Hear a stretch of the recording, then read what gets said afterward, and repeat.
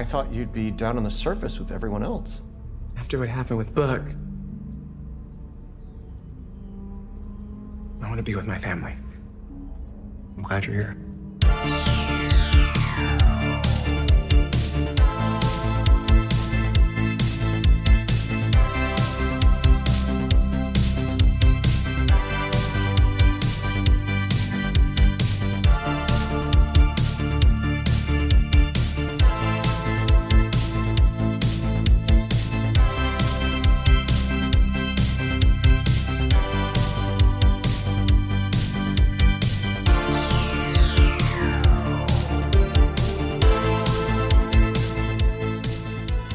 Welcome, everyone, to Deep Space Pride, a gay Star Trek podcast. I am one of your hosts, Johnson, and with me, as usual, is my co-host, Mike Thurlow.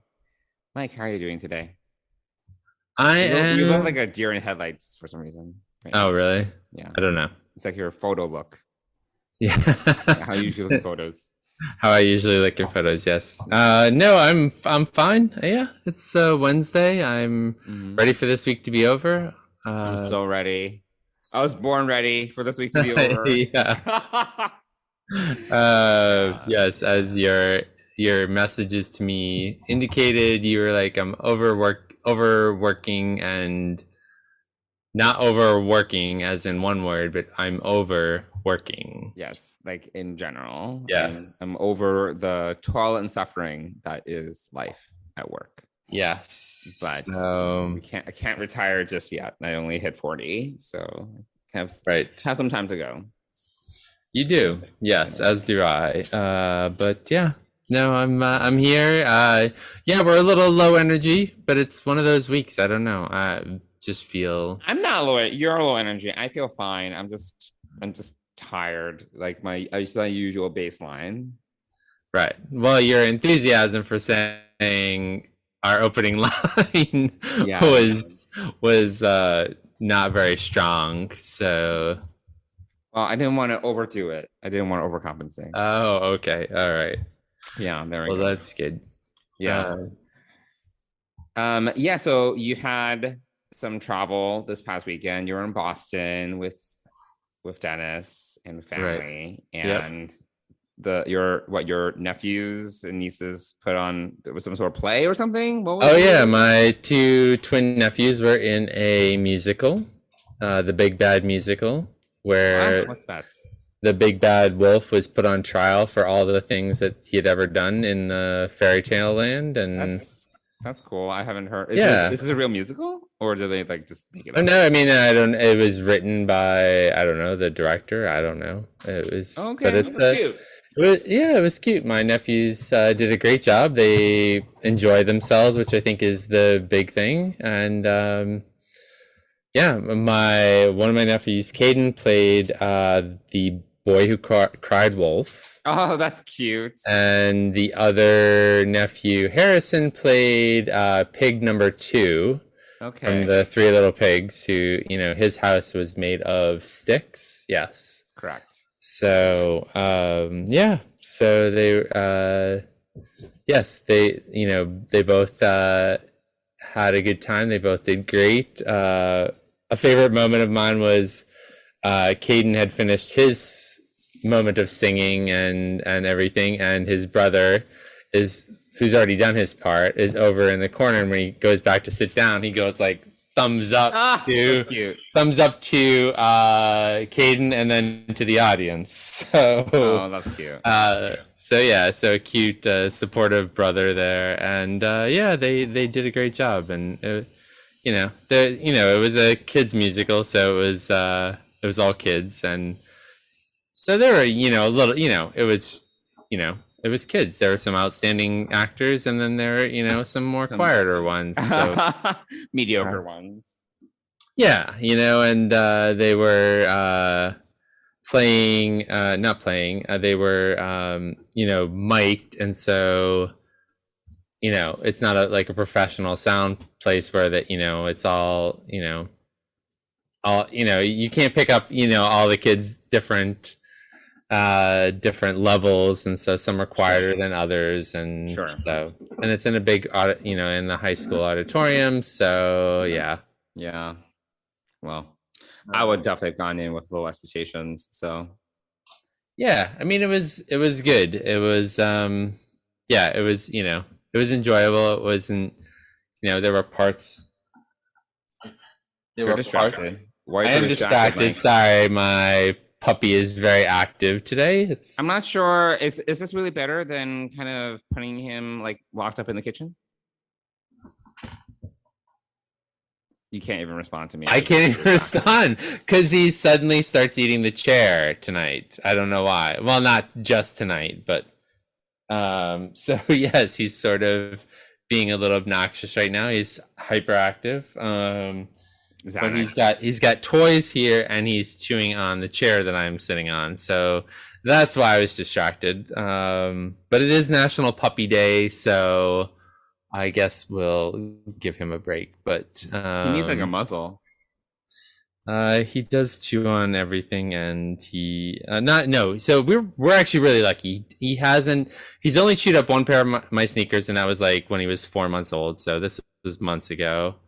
And then he does occasionally chew on other things, but we usually catch him, and he doesn't do it for very long. So yeah. So it's not too bad, but he's 8, almost 9 months. Oh, he'll be 9 months next week. So wow. Yeah. So, and he's 42 pounds. So okay. Hopefully he's stabilizing and kind of leveling off here. Sounds like it, yeah, because he's been in the 40-pound range for a while. Yeah. So yeah. So. But yeah, so that yes, and he went up with us, and he did get sick on the way up, within like a half an hour of being in the car. I don't know if it's just like he looks out and watches everything go by, like motion sickness, because he doesn't do that after he's been playing all weekend with his cousins. So yeah, he's more exhausted. So I think at least it wasn't both vomiting and diarrhea.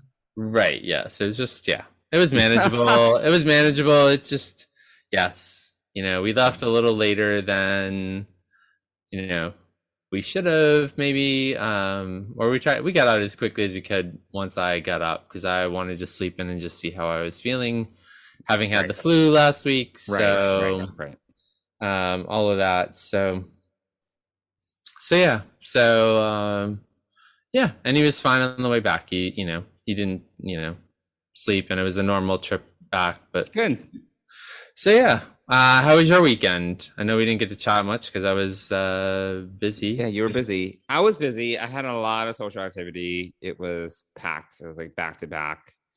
I don't even remember everything I did this weekend. I did have high tea with some friends on Saturday afternoon. That was nice. And then I had another date with my guy that evening, Saturday evening. We went to a new drawing class. It was fun. I've done that before. It was his first time. It was like new drawing with charcoal. That was cool. And then Sunday I had like a game night. I hosted like a dinner and game night. So that was nice. But it was like back to back. I was like, I'm over this. Yeah. So yeah. But it was busy. It's good. I'm looking forward to this weekend where I have very little to do. Oh, that's interesting. That's well, I'm seeing my mom. I'm visiting. I'm a good son. I'm visiting my mom. Oh, you are. It's mom's weekend. Yes. So it's Chinese food and takeout and yes. And a lot has changed since the last time I saw her, but she's not gonna know anything about it. She's not gonna know anything about the guy I'm seeing. Our physical activity. She's not gonna know anything about that. Yep. So, yeah, that's gonna be in the DL. That is a good plan. Yes. Yes. So, but yeah, no, I'm looking forward to just not having to host or do anything or have like zillion obligations. So yeah, you typically sleep in and then go out to eat, or exactly. Yeah. And then we come back and then we go back to the house and we sit and wait for dinner, and then we go out to eat again. So That's Do you go out to the same places all the time? Correct. We usually go back to the same place for lunch and dinner every day. Okay. Yes, because she's very particular and she doesn't like to eat anything that, like, she'll always complain about anything that's not Chinese, essentially. Okay. It's too expensive, or it's not enough food, it's not a good deal, doesn't taste good, it's too sweet. I'm like, all right, bitch, let's just go where you want. I don't really care. It's like, whatever. So, yeah, I'm actually looking forward to just taking a break. Good. That's yes, I'm looking forward to that as well. Yeah. Yes, I think we both need a mental break. Yes, just shut down and yes. Which makes tomorrow all the more important to get a lot done so that I can really kind of wind down on Friday. But Mike, do you know what's in 2 weeks? Yeah, I do. 2 weeks from today, we'll be packing for Chicago. Isn't that crazy? It's in 2 weeks. I'm not ready for this trip mentally, I think. I'm not there. No, I'm not either, but they are adding more people to the lineup. Yeah, but I'm like, why is it taking so long? Yeah, I don't know. But we've got Captain Pike, Anson Mount is coming. We've got Tawny Newsome coming. Mm-hmm.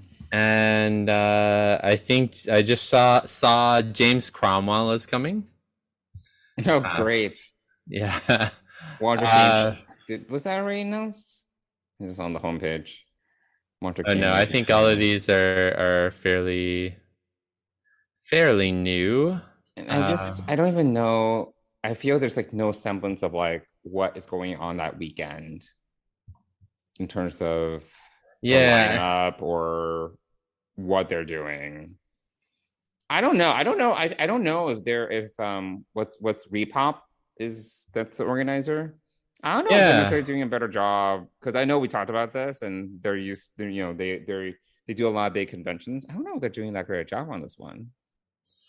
Well, I think we're still in this weird between times. No, Mike, the pandemic is over. Yeah. It is. I mean, it's not over, obviously, but right. I mean, our government wants us to go back to normal, so I don't know. Right. Exactly. Obviously, of course, it's not back to normal, but I don't know. I mean, Vegas is booking a lot of guests. They have their usual robust lineup. Meanwhile, I'm on this homepage and there are 6 guests that are featured. It's like, what? They need to do a better job. Yeah, I mean, I think, I don't know, given what I heard back when Trek Geeks was doing the Hollywood Food Co. telethon. I watched a lot of those panels, and a lot of the stars were saying that they actually liked being able to just stay home and, attend things virtually and do all of that. So, I mean, this was a few months ago. So, right. A few months ago was a long time ago. Yes, in this timeline, it is a long time ago. As 3 months ago, we were still dealing with Omicron. True. Yes. It was just starting, actually. Oh, man. Yeah, it's about time. It's so weird. Yeah, I mean, we've been home for over 2 years now, working from home, and which is also crazy. It feels like even longer. I know. Yeah. It's Well, I mean, we'll see. We're gonna be there in 2 weeks. We already paid for everything. Yep. So, you know what? We're gonna enjoy it one way or another. Yeah. We should probably figure out what we want to do in Chicago. You want to go see the Bean?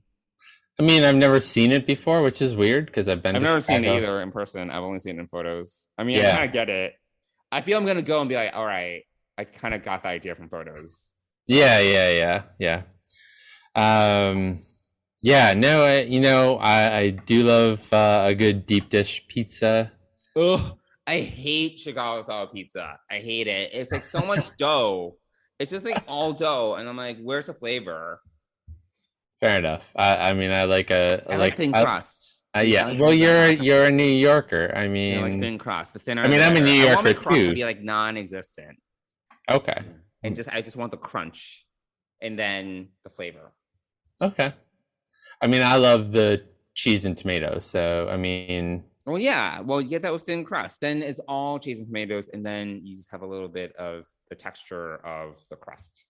Yeah.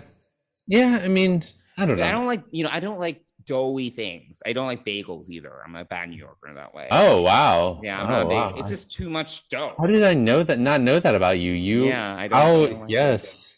You love thin crust pizza, but you don't like bagels. That's a weird dichotomy. Bagels are a lot of dough. No, I understand where you're coming from the dough perspective, but I just as a New Yorker, I mean, gosh, I mean the police are about to bang on your door and carry you away for being a bad New Yorker. I don't like very doughy food, not to tangent too much, but I don't like Asian rice cake. I don't know if you really know what that is, but it's usually like very doughy. It's like almost like thick noodles. But I don't like that because I'm like, all right, you're not working a lot of surface area. I prefer more surface area, like flavor to surface area ratio. Okay. So when you're talking about like very doughy or very thick doughy kinds of like, I like my bread cut very thin, etc. Interesting. Because yes, more taste to surface area ratio. Okay. I mean, I understand where you're coming from. I don't necessarily. You can have some deep dish pizza. I will look at you. I'll just stand there looking at you. You can have a salad or something. Sure. Because I need to wash my finger. Yes, you do. Yes. You're dating, so yes, you do need to. If dating or not dating, I would still wash my finger. Yes, I understand. You are very healthy, and in the best shape of probably all of us. Well, our group, I suppose. Yes, our group of friends per se. Yes. Anyway. All right. Yeah, so that's coming up, and so we'll be there in 2 weeks. So we'll have to decide whether we're going to record in 2 weeks or what we're going to do. So. Yeah. We'll have to figure that out. Maybe we can record early. Maybe, because we are back to just a single episode of Picard. So this double up of a lot of Star Trek is it's coming to an end with this episode. Although I guess we get it on the other end with Picard and Strange New Worlds, which happens in May. So we have a month and a half or a month of not having to do services at one time. Yeah, I think it's just the final 2 episodes of Picard overlap with Strange New Worlds. Yeah, which I am really excited to see. I'm very excited for it for sure. Yeah. So maybe get a picture with Anson Mount. That would be pretty cool. I'm not paying for that shit. You can take a photo. It's like ridiculous. The photo that we got with what's his face with Sulu. Oh my god. With George Takei. I'm looking at it right now. It is George Takei. George Takei. Takei. Yes. Not Takei. My god. Okay.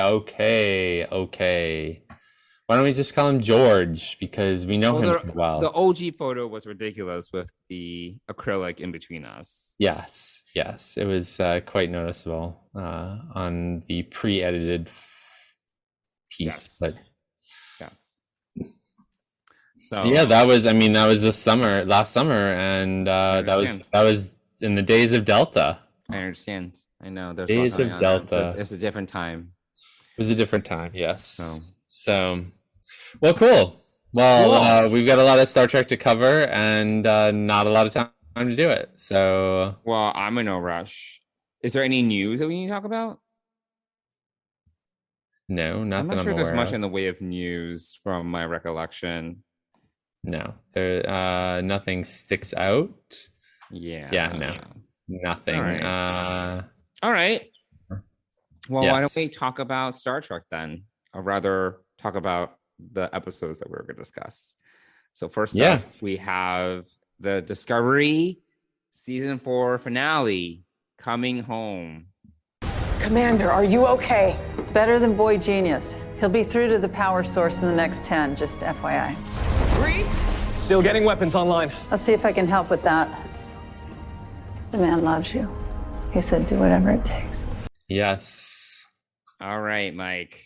Overall impressions of this episode. I know we talked a little about it over Slack, which is our usual conversation, I would say. But what did you think about this episode?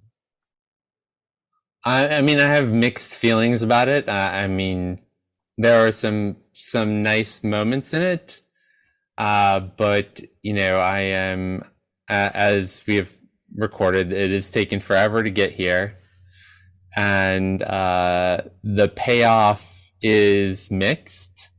Yes, and I think it's very mixed. Yeah.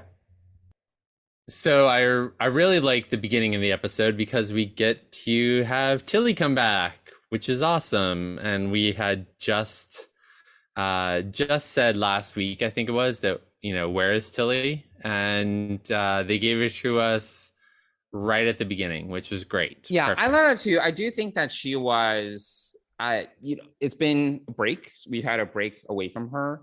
And I do think that it is a slightly different Tilly. Like she's much more in charge, which I think she's supposed to be now she's in the Starfleet Academy role. But I also kind of miss, because of the scenes we get with her and then also with Vance, they're very mysterious, and I kind of miss just silly Tilly, I suppose.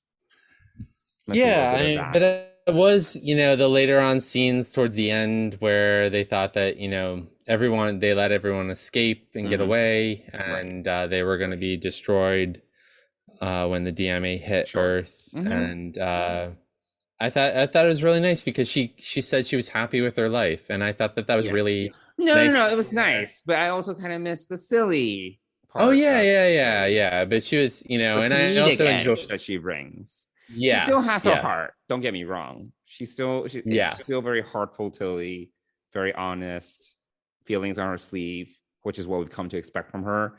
But she doesn't bring the comedic edge that her character used to. True. Yes. Yeah. But I still felt very good. I enjoyed having her back. I enjoyed the scenes with her and Vance.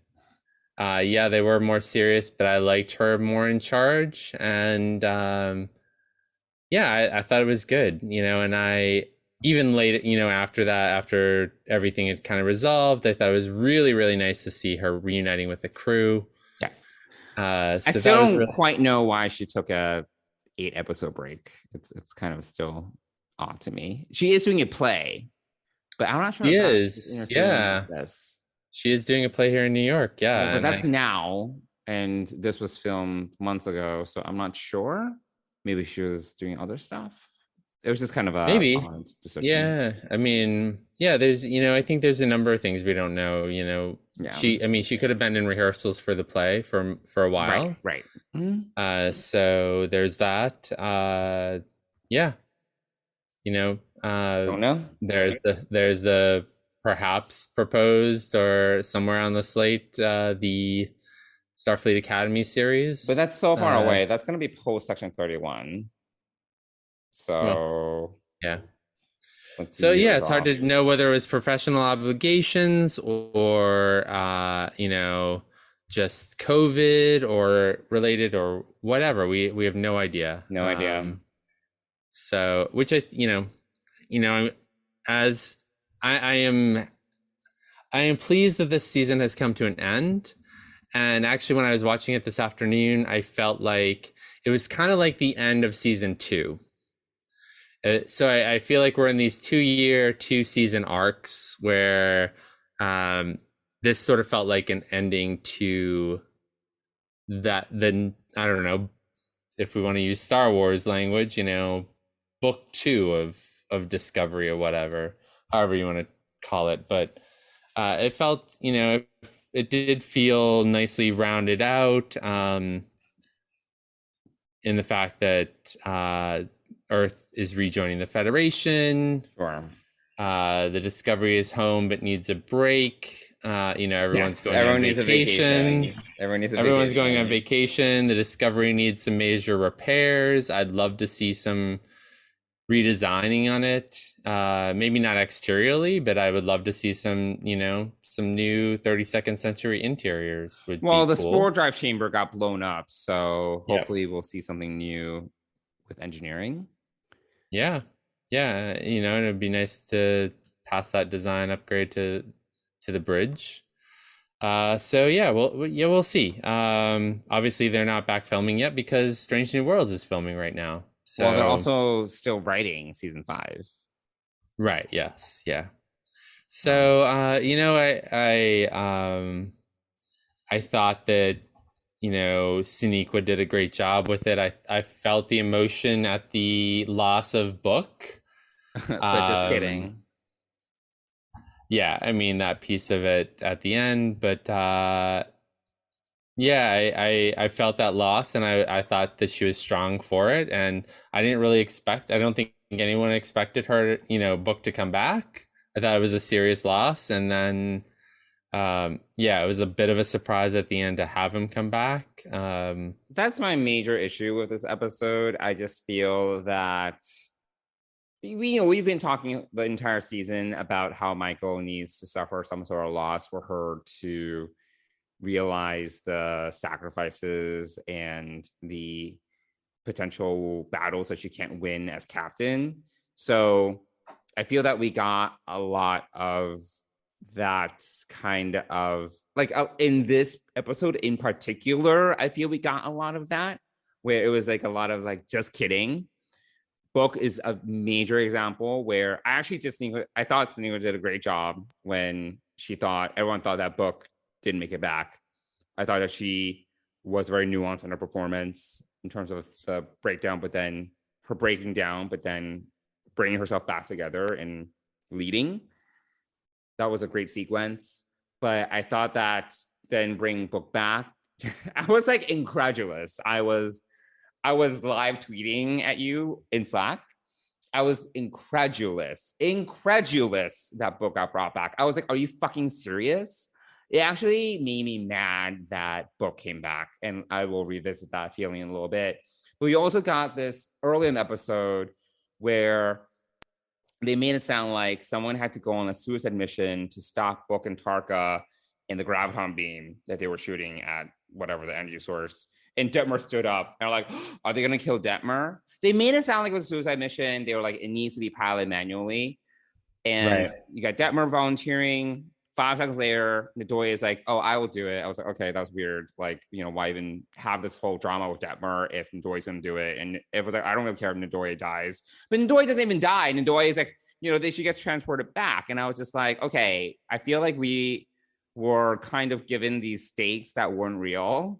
Mm-hmm. If they could easily just transport whoever had to manually pilot the shuttle, like they made it really sound like whoever was going to do this was not going to make it. But just kidding.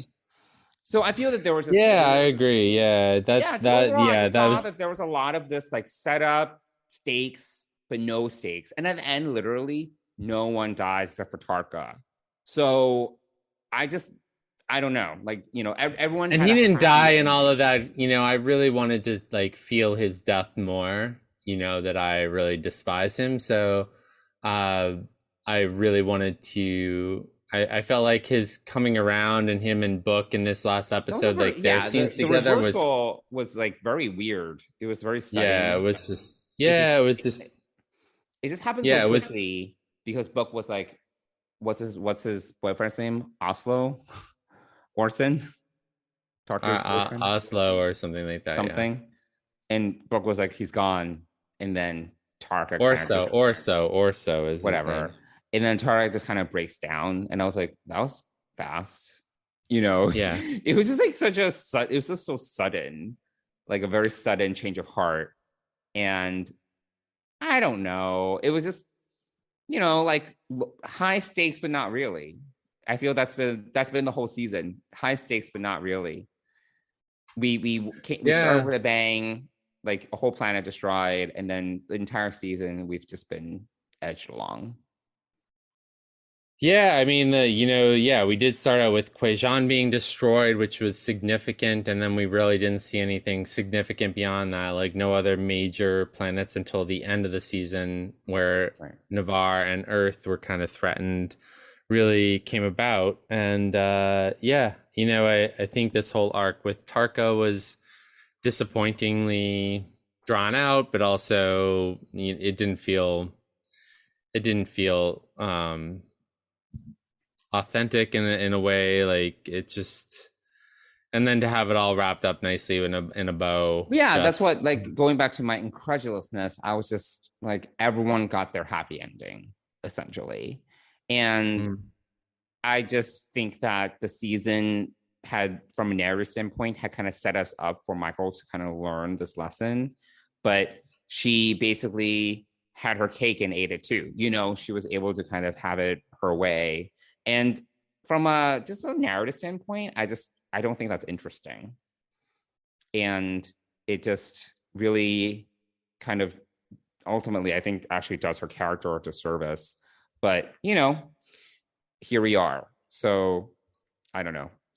I just thought that from an overall standpoint, I just thought that the payoff was not what we should have gotten. Yeah, I mean, but we felt that way all along. I mean, there's really not a time where I felt, oh, this is getting super, serious on the threat level. Right. I think that the most threat we felt was seeing Starfleet and the Federation come to rescue Earth, and that felt more. That was cool. We saw Starfleet headquarters. I didn't know Starfleet headquarters could warp. So that was a cool sequence. That was neat. That was a cool sequence. Yeah. Yeah, I thought at that first was great. When we saw the shot of Starfleet headquarters in warp, I was like, what is that? Because I didn't immediately recognize it. And then I was wait, it's the Starfleet headquarters thingy. So I thought that was interesting. I thought it was really interesting when I saw that in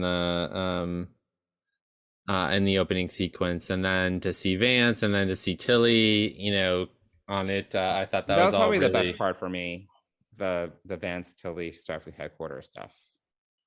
Yeah, I mean, it was definitely a highlight for the show. I think that the book and Tarka conversations and everything were just kind of blah. Whatever. I thought that Soneqa's performance when she thought Book was dead was powerful, was good. Yes. Yeah, I thought she did really well with that.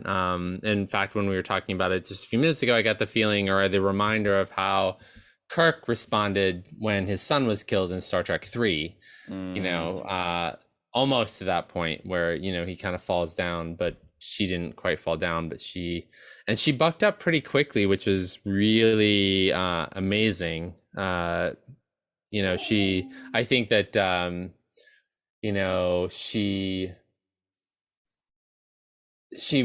they still had stuff to do, right? They still had, they had to figure out how to save. Yeah, the mission wasn't over, and she knew that it wasn't her time to excuse me, it wasn't her time to grieve.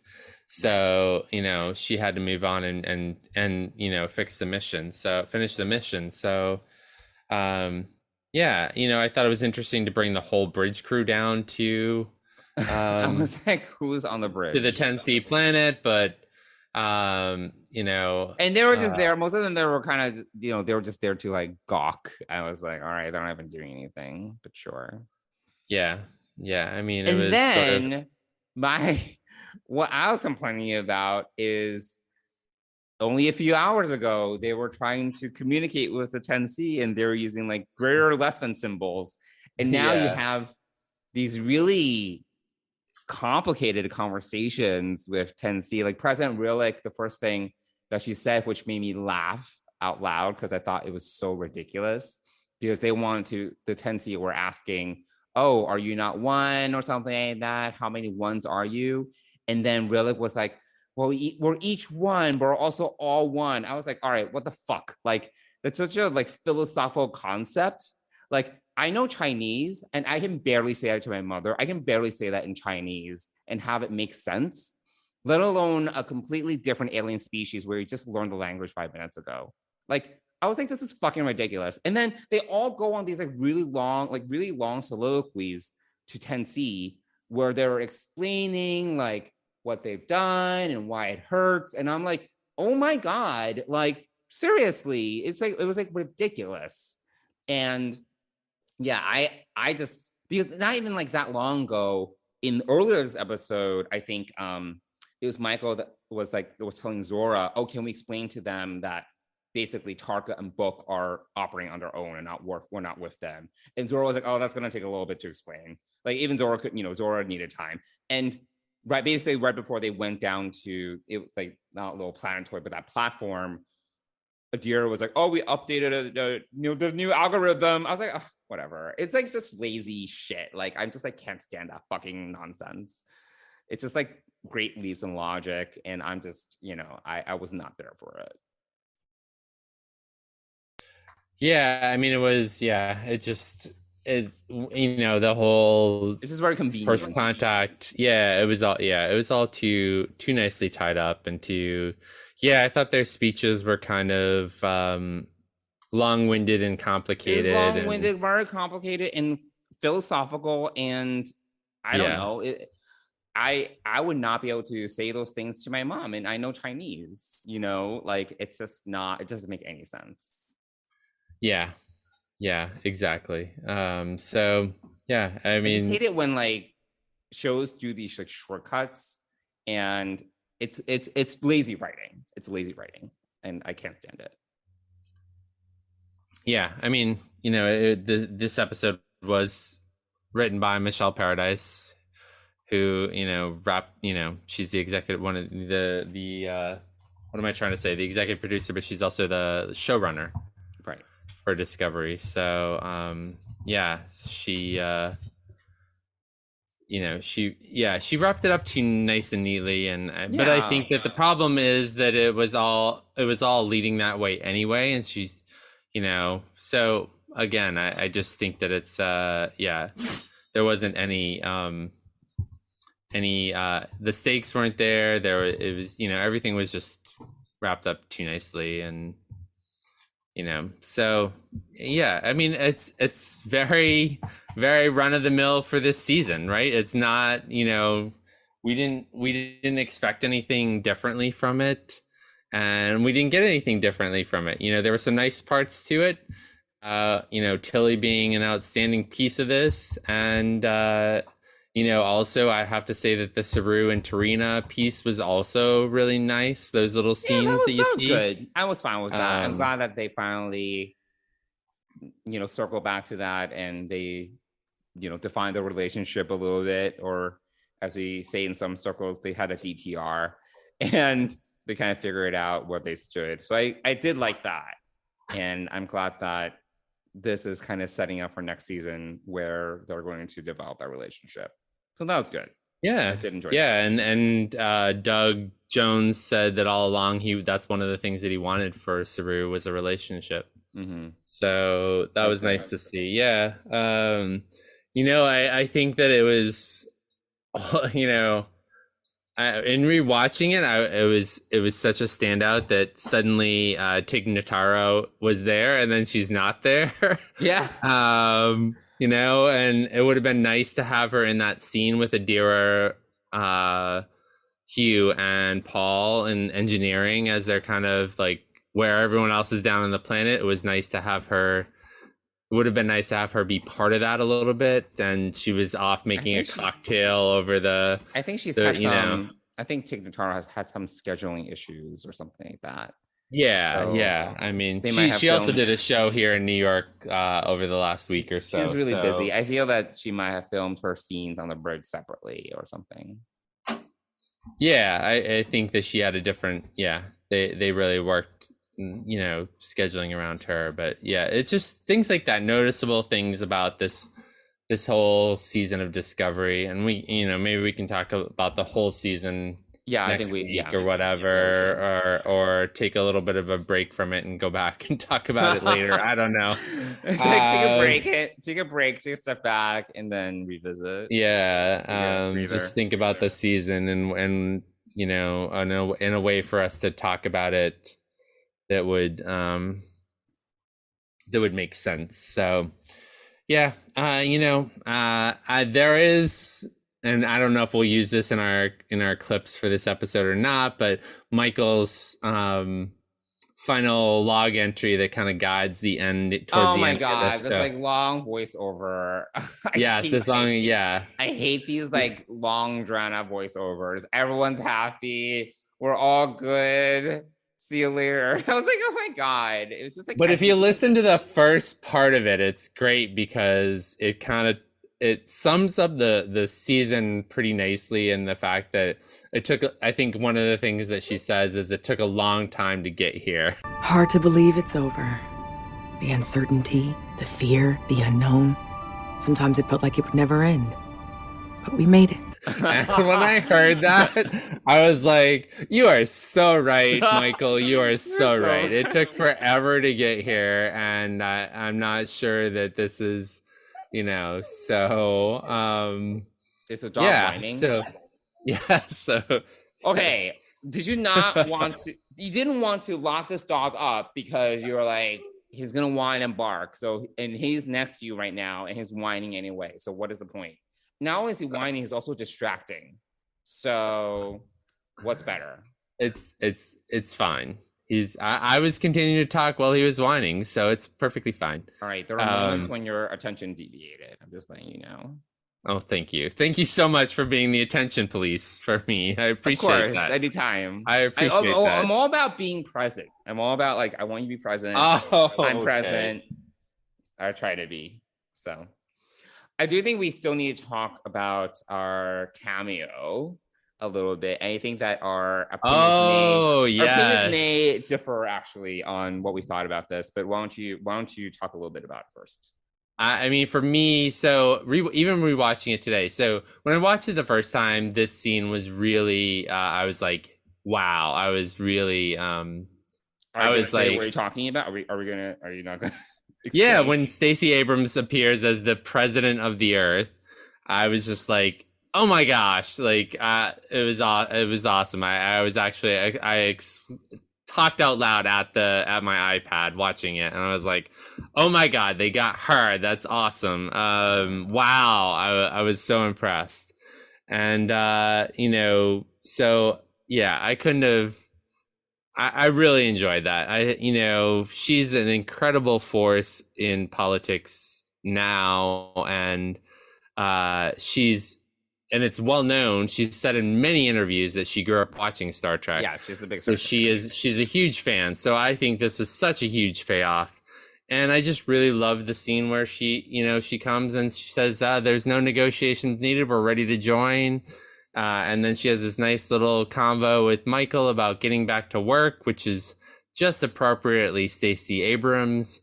And I thought it was a nice touch this season.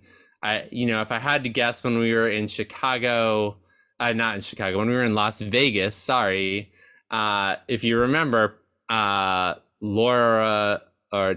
Rosling was called back. Remember, she left after one day for reshoots, and I wonder if it was for that scene. I think it was specifically for that scene. If I would, that would make sense because Sneeko wasn't there either.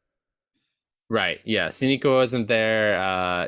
Doug wasn't there. None of, and who else? None of the supporting cast. That Chala or so I think that's when it was filmed. I think that's when it was so I thought it was great, and actually, there are a few moments before that I'm trying to remember where I kind of had all the feels.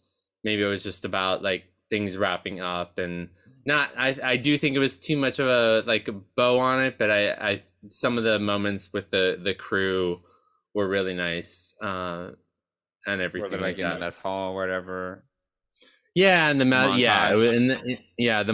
of Tilly coming in and hugging Michael, and that was all really nice. And then kind of the montage of Hugh and Paul talking, just having their little intimate moment about finally taking a vacation, and I thought that was nice. That's all Hugh really needed. He just needed a vacation. After all that, he was just like, you need a break. So I mean, we all need a break. Actually, we all need a break. So, so I thought it was really a great, nice cap to the ending, and I liked it. I liked the pullback to see Earth at the end, which really gave me the feels of, this is wrapping up a 2-season arc, kind of like the first 2 seasons of Discovery did, and they're working on season 5 now. So.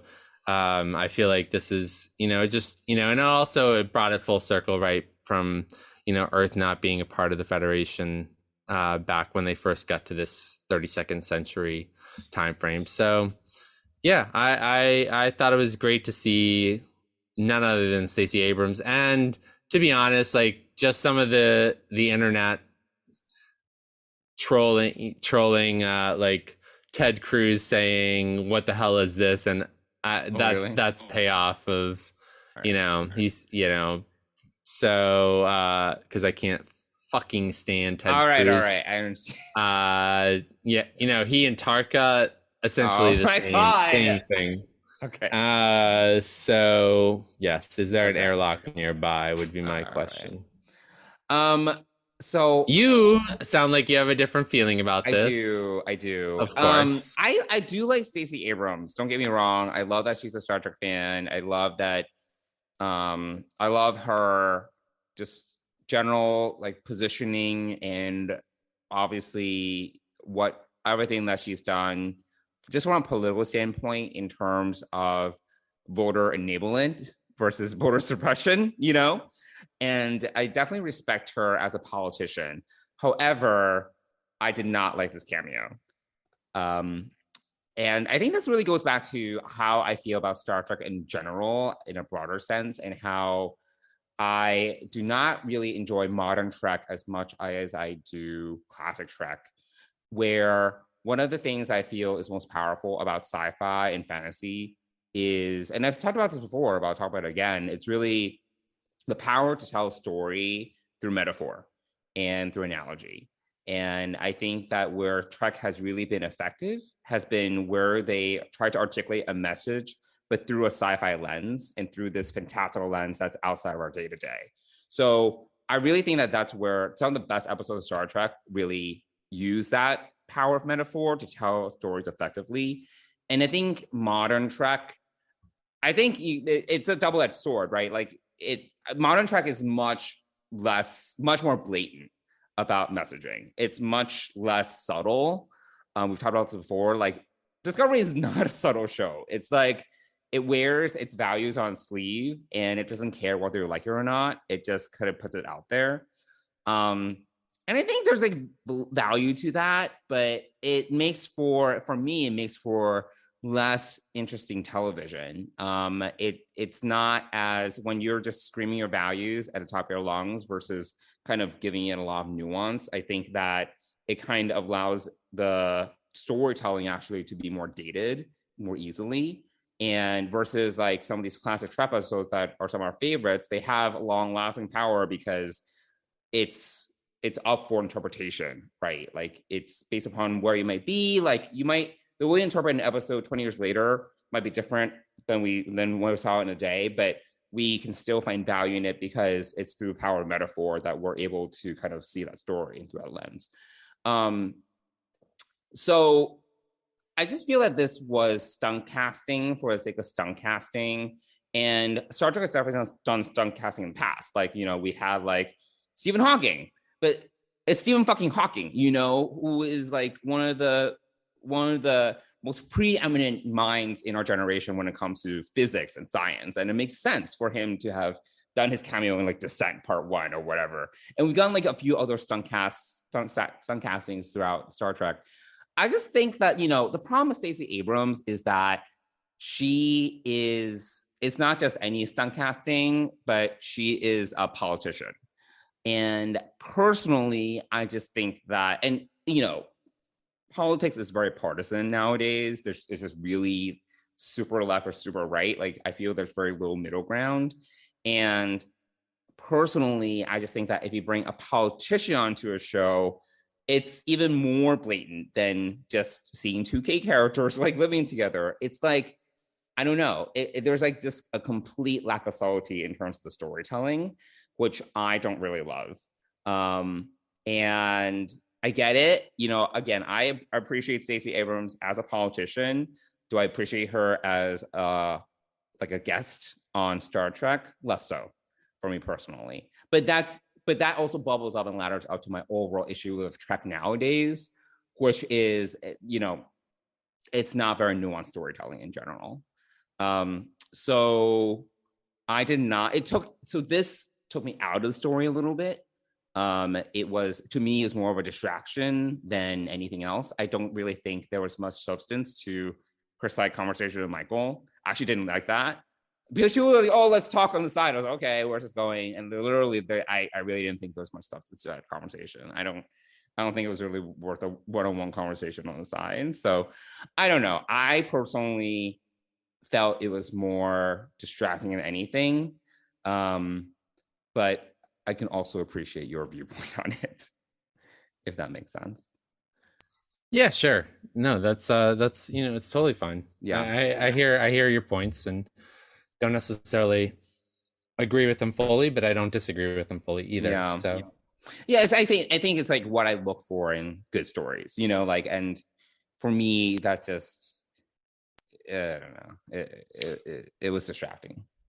Yeah, sure. Well, I think have we covered everything we need to for Discovery's finale? Can we go on I think so. I do think it'd be good for us to talk next week about, like you said, the season as a whole, because there were some like bright spots. Like, it wasn't like, I feel towards the latter half, we got kind of more down about it, but I do think that there were some good parts to, there were some standout episodes and standout moments. So I think we should talk about that too. Revisit those. Okay. Yeah, sure. Cool. All right. So that wraps up the Discovery season finale. Why don't we talk about Picard season 2, episode 3, Assimilation? Doctor, are you all right? Your plan worked. Power has been restored, along with the Queen. However, same leopard, same spots. No need to keep her activated then. Agreed. Idle human threats. You won't deactivate me because you have a deeply flawed inability not to hope in the face of hopelessness. I hold information you need. You, against all odds, hope I'll relent. Therefore, you won't deactivate me. With each passing second, the mathematical probability that I get your ship grows. In the end, you'll sacrifice your lives for the future of the many. So, in the interest of efficiency, shall we just fast forward? What exactly is the information you hold? The location of the Watcher, and when the temporal divergence occurs. Are you sure about that?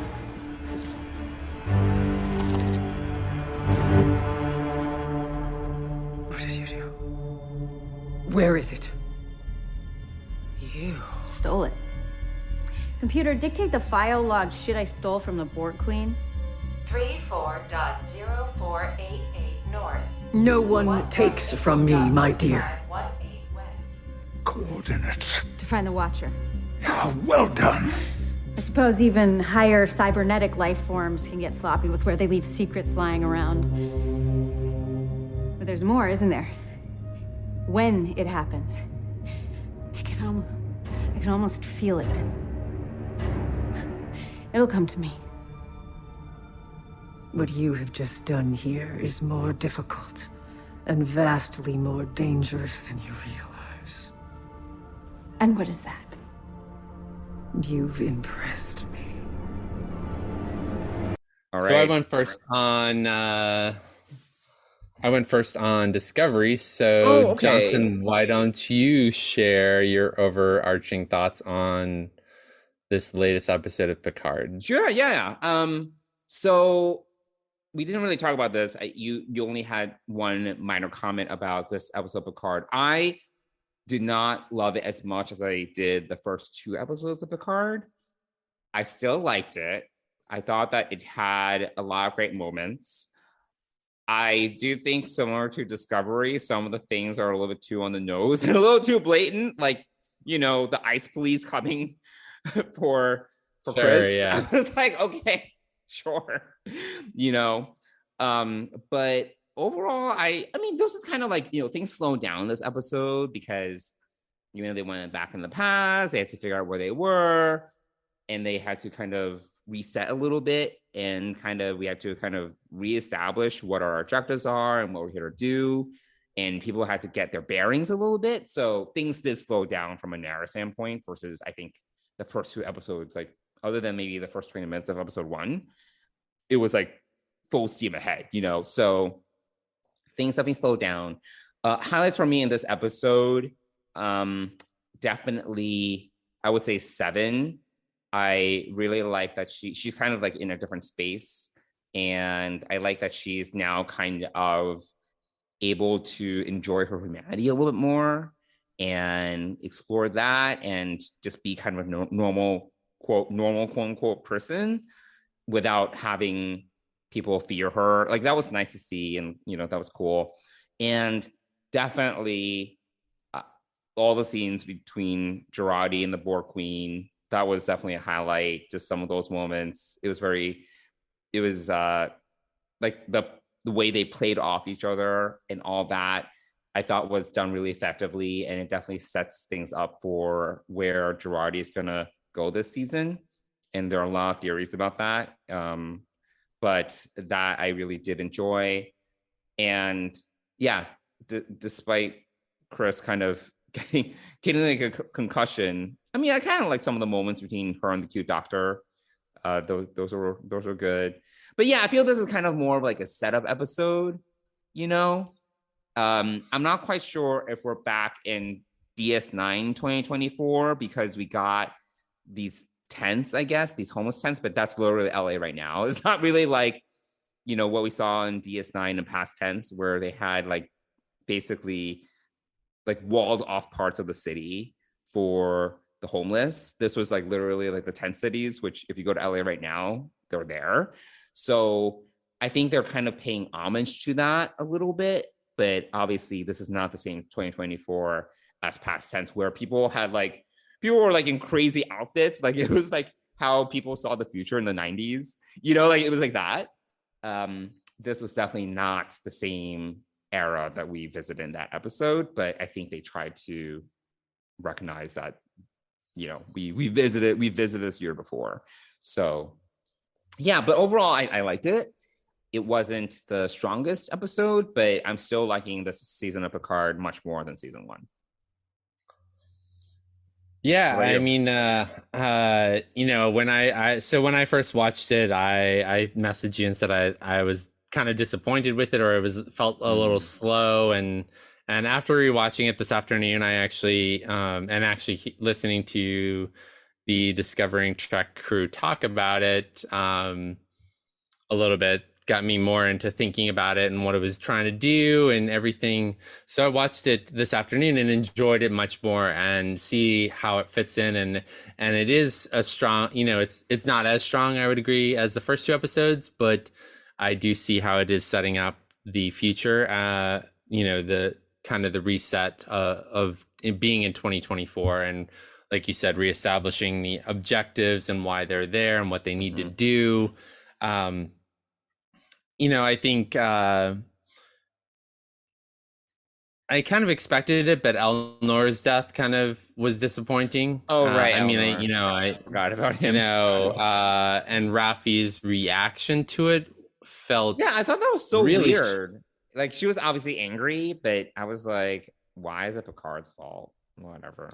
Well, so I thought it was a really strong reaction, and I'm sort of in between how I feel about it, because I think that everyone else kind of didn't have an emotional reaction to it. Specifically, right. Picard had zero emotional reaction to it. I was like, why is Rafi? Why is Rafi the only one?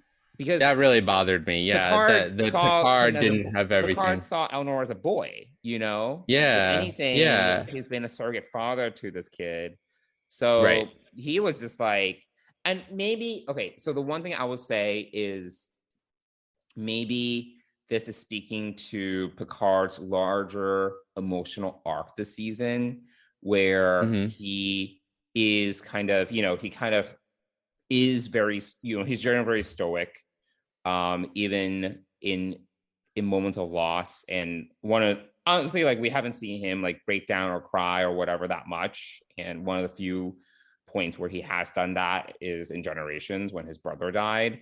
But Mhm. for the most part, he is stoic and he has this wall around his heart. I think that that's what we're also kind of trying to get at in this season, and maybe the reason why he has issues with those, like, being open to his feelings and letting love in, I suppose. But I did think it was very awkward that he didn't even like really talk about Eleanor's death that much. No, none of them, none of them did.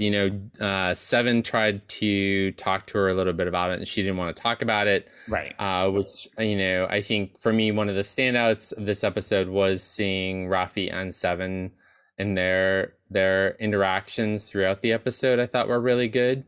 But yeah, I think that there was just this lack of response from everyone else, and like Rafi took the spotlight and just, like, she was sort of the lightning rod for all of the anger and sadness and frustration at losing that, and that they were choosing the Queen over Elnor, with the hope that Elnor will come back if they reset the timeline. So yeah, it just felt, that part of the episode felt really empty to me, and I actually didn't really like that part of it as much. Yeah, I thought it was odd. It definitely, Yeah. I definitely noticed it too, and it was a little strange.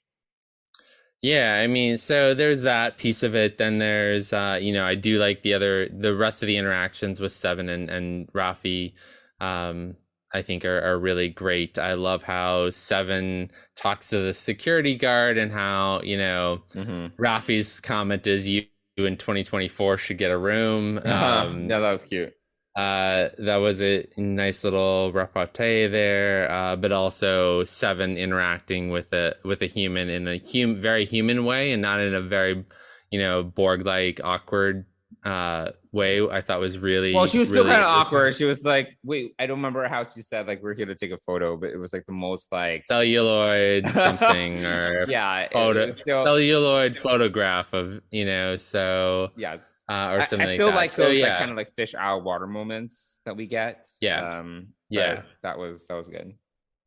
Yeah, so I really like that, and for me, aside from the two of them in there, I did like the Rios thing a little bit. It's fine. It felt very familiar, meaning like it's been done before. This sort of piece to it, and so I'm wondering why there is this piece to it, because it just kind of feels out of whack, and why Seven and Rafi's transporter worked fine, and Rios's didn't. Well, they were they still materialized far apart from each other, which they did say was a possibility. Yes, yeah. But to transport above onto like a midair, half onto a fire escape or whatever, just seemed it just, yeah.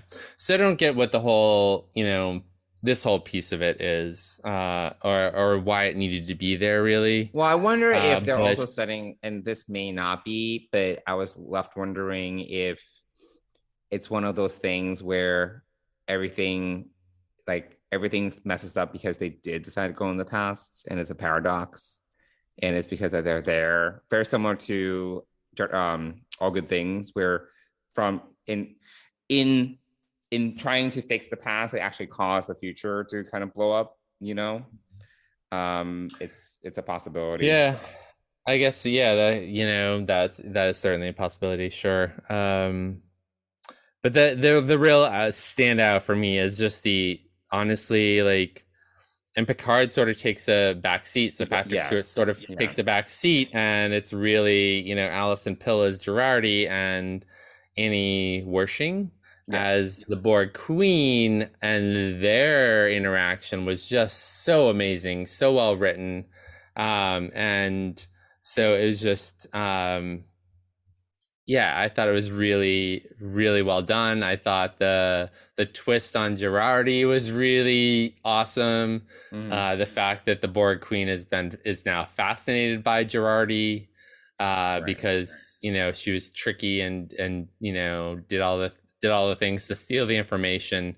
I thought was really brilliant. So I really like that. So I'm actually really liking what's happening with Jurati right now. I was a little unclear. Can you explain to me, because like Jurati had to go into the Borg Queen's consciousness or subconsciousness to kind of boot her back up? Like, can you explain that? It was a little bit fuzzy to me. They explained it really quickly. I only watched the episode once. And we get like the completion meter, but I wasn't quite sure what she was there to do, like why she had to like kind of become part of the Borg Queen couldn't. Yeah, the Borg Queen couldn't verbally communicate, right? And so the only way to do that was through contact with another person. Picard kind of explained that they talked to each other through their heads, right? The way that they did it with Jurati, her subconscious was talking out loud, where her main personality or whatever, her conscious mind was in the Borg Queen, and in like a little, I don't know, this network between the two of them, I guess, to kind of bring her back or something. Yeah, I don't know, to figure out what's going on. Did she have to fix the power core or something? Like, do you know what I'm talking about? No, I don't know. I'm trying to think. It was like one of those like technobabble moments where it's like, I know you need to let yourself get semi-assimilated, but I'm not quite sure why. Yeah. So. But the outcome of it is that she, and then there was this bit of it where they're talking in each other's voices. Right. That was cool. Which I thought was really cool. And it sort of explains, like, so the Borg Queen was in her mind, but she was in the Borg Queen's mind, and that's where she got all the information and took all the information that she needed to help the crew and whatnot. So, so there's that piece of it that I thought was really well done. So, I think that sort of lends more credence to what I think, my prediction on Discovering Trek was that I think that Jurati is actually the Borg Queen. Was that your prediction on Discovering Trek? Yeah, it was. Yeah. Oh, okay. From a conversation before, and then I sort of like am seeing more and more of it, and so I'm like, yeah, that's my prediction. It is Jurati. I agree with that idea. So the rest of it, so I think those were the highlights for me, the emotional pieces and just the Jurati and Seven and Raffi sort of stood out for me. It's interesting now that we're down to like 5 main characters plus whoever this Watcher is, which we'll hopefully find out tomorrow. Which is, who knows who it's going to be, really. It's really hard to, there are lots of ideas, but who may it be? I don't know. So yeah, I think that it's just gonna be, I enjoyed it much more the second time around. Got to really focus on the character moments between Jurati and the Queen and Seven and Raffi. So you're unplugged. No, I'm not. I'm just playing. So that's my thoughts on Picard. I enjoyed it. I'm looking forward to where it kind of goes now that we've got the setup. I'm interested to see where it goes from here. And I think it's there's some real moments of really great writing in this series so far. And I still think that the scene with Raffi expressing her grief and everyone else being kind of like dumbfounded. I don't know. Like, that, or just not even dumb. I mean, just like not emotionally impacted. Yeah. Like, I don't feel that they really. They could have done more of that scene, but yeah. Oh wow. But otherwise than that, I think, yeah, another great episode of Picard. And I'm excited to just be able to watch that tomorrow. Yeah. But not Discovery, because that's over. That's over. We don't have to yes. complain about Discovery anymore. Right. Cool. All right. Well, I think that about does it for our discussion of both Discovery, this Discovery finale, and Picard season 2, episode 3. So should we pause? Yeah. So yeah, I think that about does it for both this episode of Picard and the season finale of Discovery, unless Mike, you had anything else? No, that's a lot of Star Trek to talk about. It's a lot of Star Trek. A lot of Star Trek. Yeah. So, well, Mike, do you want to give a quick shout out to our sponsor? Yeah, Fansets is the exclusive sponsor of the Trek Geeks Podcast Network and Deep Space Pride. And their March 15th releases for pins in the Star Trek world are cover a bunch of different genres. So we have the Cetacean Ops Officer Lieutenant Matt. We have Adira from her Earth Force days. Was it Earth Force? I think it was Earth Force, right? And Loxana Troy. Loxana. I'm looking at it and it's LW and it just threw me off. Loxana. So 3 new micro pin crew through 3 micro crew pins cannot talk. Wow. Go to fansets.com, check out these and all the other Star Trek pins. They also have a ton of other fandoms that you can check out, including DC Comics, Rick and Morty, Harry Potter, and a whole bunch more. And put a bunch of pins into your cart. And if you spend more than $30 in the US, you're going to get free shipping. And if you use the code DSPRIDE, all one word, you're going to get 10% off your order. All caps. All caps, yes. DSPRIDE. Yes. And we thank Fansets for being our exclusive sponsor of the Trek Geeks Podcast Network and Deep Space Pride. Thanks, Fansets. All right. So for those of you that want to reach out to us, contact us on social media or otherwise. You can find us on Instagram and Twitter at DSpacePride. And you can also email us at dspacepride@gmail.com. And if you like this podcast or this episode or both, please leave us a good review on your platform of choice. And we will really appreciate that. Yeah, definitely. Cool. All right. Wow. So yeah, I think that wraps up another episode. I guess we'll see each other all next week, where we will talk about the next episode of Picard and also do a quick wrap up of season 4 of our favorite show, Discovery. Lols. All right. Well, All right. Thanks everybody for listening. Thanks, everyone. We'll see you next week. Bye.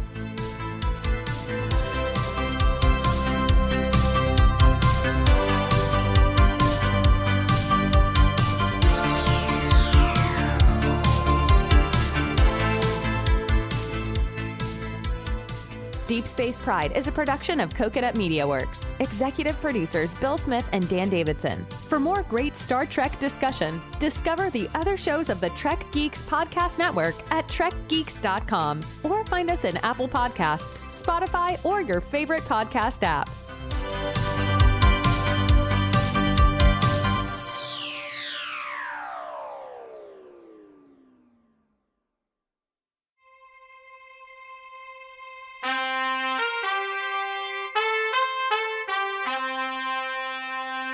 Coconut.